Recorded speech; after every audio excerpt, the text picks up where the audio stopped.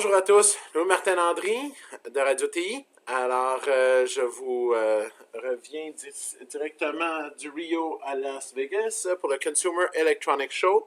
Alors, cette année, en 2015, pour le Consumer Electronics Show, les choses qui ont été les plus populaires, c'est les Internet of Things. Qu'est-ce que les Internet of Things? Eh bien, ce sont les équipements électroniques, les équipements électriques même que vous avez dans votre maison, mais qui sont des objets conventionnels qui vont devenir connectés à travers les prochains mois et les prochaines années sur Internet. L'objectif de ça, c'est de pouvoir de pouvoir avoir le contrôle de ces appareils-là de partout, d'avoir une gestion de la maison ou du bureau qui est simplifiée.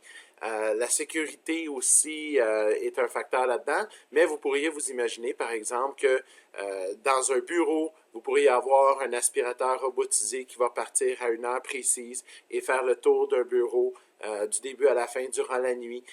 Il va y avoir aussi des systèmes qui peuvent pouvoir faire la surveillance à distance, allumer, éteindre les lumières dans votre maison. S'il y aurait une difficulté, quelle qu'elle soit, vous allez pouvoir visualiser ce qui se passe dans votre maison. Mais ça va quand même un petit peu plus loin que ça. Ça va jusqu'à des concepts d'avoir des machines qui vont nettoyer votre linge et que vous allez pouvoir visualiser l'état de la machine. Alors, est-ce que le lavage est terminé? Est-ce que la sécheuse, elle a terminé son cycle? Il y a même des nouvelles machines à laver qui ont 2 étages pour être capable de pouvoir faire 2 lavages en même temps.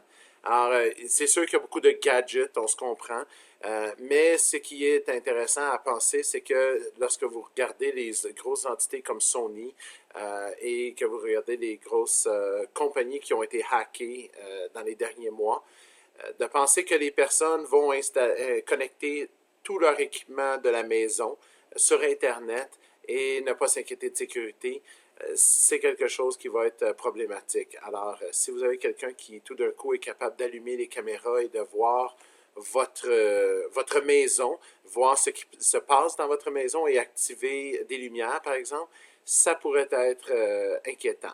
Alors, évidemment, c'est sûr que le Internet of Things, vous allez entendre parler de ça dans les prochaines années. Une mention aussi, c'est que les manufacturiers, lorsque je suis venu ici il y a 2 ans, avaient une mentalité d'investir dans tout. Alors, ils faisaient des tablettes, ils faisaient des portatifs, des ultrabooks. Ils avaient décidé de faire l'attaque de tous les marchés en même temps. Et la majorité d'eux ont fait un choix corporatif de diminuer les aventures, les pertes dans les produits qu'ils ont investis, ils les ont éteints et ils recommencent avec seulement les produits qu'ils connaissent et qu'ils maîtrisent.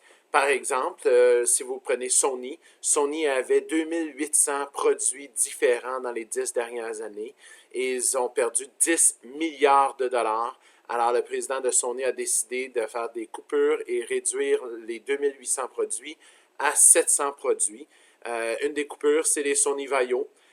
Chez Samsung aussi, les ordinateurs portatifs ont eu des coupures. Alors, il y a très peu de portatifs qui vont rester chez Samsung aussi. Alors, les manufacturiers se concentrent sur les produits où ils ont connu du succès. Un autre item à mentionner, c'est que Microsoft était absent du CES encore. Il n'avait pas de kiosque officiel. Alors, est-ce que c'est un message à passer de la part de Microsoft? Le CES s'emporte relativement bien malgré l'absence de Microsoft. Et si vous regardez les tablettes, la majorité des manufacturiers offrent évidemment Microsoft Windows, mais sont très tentés de négocier avec Android parce qu'il y a beaucoup plus de flexibilité chez Google. Alors, Intel, il n'y avait pas de grande surprise. Alors, si vous achetez un ordinateur portatif, un ordinateur de table, même un processeur, un serveur cette année, le Core i7 est toujours là pour durer. Les 8 cœurs seront toujours le standard. Vous n'aurez pas à vous inquiéter d'avoir des 16 cœurs ou des 32 cœurs qui vont apparaître dans les prochains mois.